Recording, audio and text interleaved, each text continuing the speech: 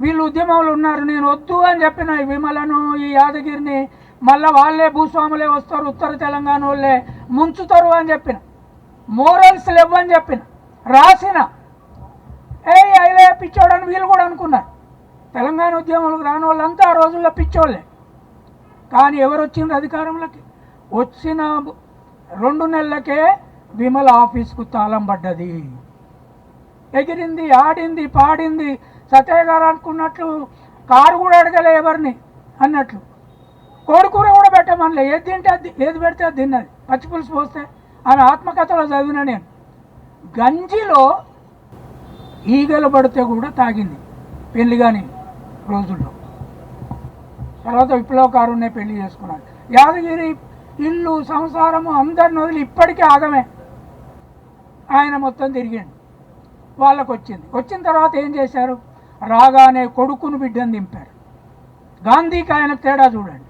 రాగానే కొడుకును బిడ్డను దింపారు. పవర్లోకి వచ్చి 10 ఏళ్ళు ఉన్నారు. 10 ఏళ్లలో ఎన్ని వందల ఎకరాల భూమి సంపాదించారో వాళ్ళకే లెక్క తెలియదు. ఎన్ని ఫామ్ హౌసులు ఉన్నాయో వాళ్ళకే లెక్క తెలియదు. ఈ 10 ఏళ్లలోనే కరప్షను ఒక్క కాళేశ్వరం మీదనే 1,00,000 కోట్లు జరిగినాయని సిట్టేస్తే, ఆ సిట్టేసిన దానికే నేను అసలు జాతిపిత అని ప్రకటించుకుంటే అప్పుడు నాకు నిజంగా పిచ్చి ఇంకెక్కువైంది. జాతిపిత ఎవరో పట్టుకోవాలి. అప్పుడు నేను గద్దర్ జీవితం అంతా వెనక్కి వెళ్ళి చూశాను. గద్దర్ ఏమన్నా సంపాదించుకున్నాడా ఉద్యమంలో? కాల్పులకు గురైండు. 97లో అడవులలో ఉన్నాడు. గద్దర్ అడవులలో ఉండగా ఆయన భార్య ఒక కార్మికురాలుగా పనిచేస్తున్నప్పుడు ఆమె ఇంటికి పోలీసులు తాళం వేసినప్పుడు పౌర హక్కుల వ్యక్తులుగా నేను వెళ్ళి చూశా. ఆ ఇంట్లో ఏమీ లేవు, బియ్యము లేవు. ఆయన తల్లి కడప కడ కూర్చున్న చిన్న గుడిసె, గద్దర్ చచ్చిపోయినాడు ఉన్న ఇల్లు కాదు, చిన్న గుడిసె. ఆ గుడిసె ముందట తల్లి కూర్చున్నది. ఇంట్లోకి పోయి చూసిన నేను, బాలగోపాలు, పౌర హక్కుల వాళ్ళము పోయినాము. లోపల బియ్యం కూడా లేవు. ఆకలితో అడమటించింది. ఆ గద్దరు అడవులలో నుంచి నిజాం కాలేజీకి వచ్చి వందల మంది, లక్షలాది మంది ముందు బయటకు వచ్చిన తర్వాత తెల్లారాయన ఫోటో అన్ని పేపర్లలో ఇవాళ మనం ఇక్కడికి రమ్మంటే కూడా రాని ఈనాడు, ఆనాడు ఆయన పెద్ద ఫోటో, నిలువెత్తు ఫోటో వేసింది. వేసిన తర్వాత తెల్లారి తల్లిని కలవడానికి పోతే,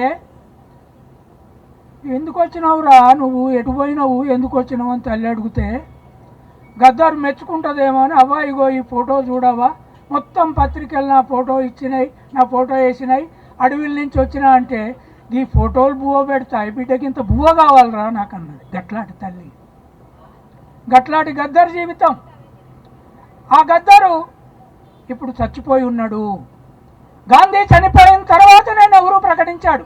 నెహ్రూ జాతిపిత అంటే ఎవరు ఒప్పుకోకపోయేవాళ్ళు, సర్దార్ పటేల్ జాతిపిత అంటే ఎవరు ఒప్పుకోకపోయేవాళ్ళు.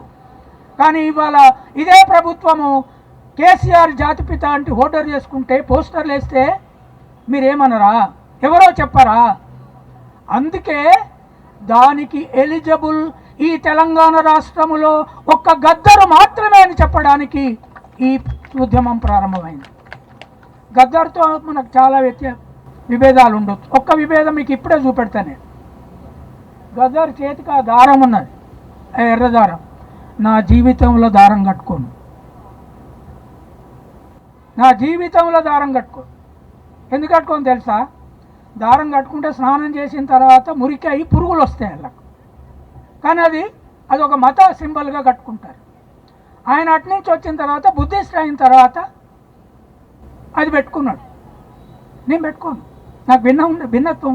గద్దర్తో నాకు చాలా విభేదాలు ఉన్నాయి. కానీ ఆయనే జాతిపిత అని ఎందుకంటున్నా?